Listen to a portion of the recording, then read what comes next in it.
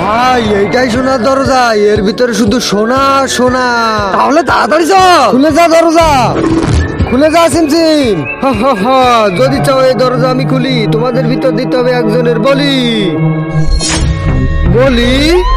না না, আমি মরতে চাই না, আমিও মরতে চাই না।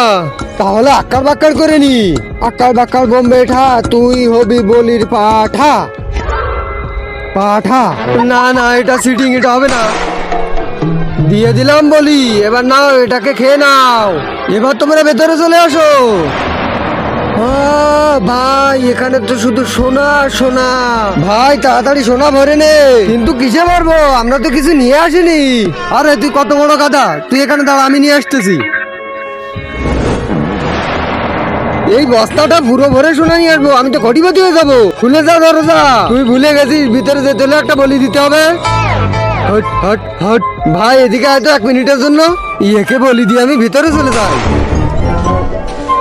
আরে একই মেয়েদের মতো আচরণ করতেছিস, তাড়াতাড়ি এই বস্তায় সোনা ভর।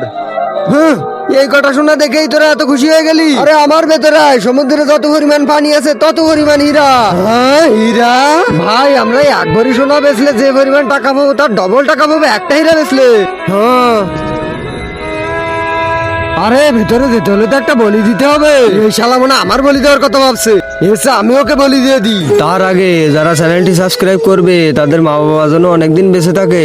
আর যারা ভিডিওতে লাইক কমেন্ট করবে তাদের মনের আশা যেন পূরণ হয়, কমেন্টে বলে যাও আই লাভ ইউ মা বাবা। আরে আমি সোনার দরজার মতো না যে বলি দিতে হবে, আমি ছোট একটা প্রশ্ন করতাম, সেই প্রশ্নের সঠিক উত্তর দিতে পারলেই দরজা খুলে দিতাম। মহাশালার লুকির দাও।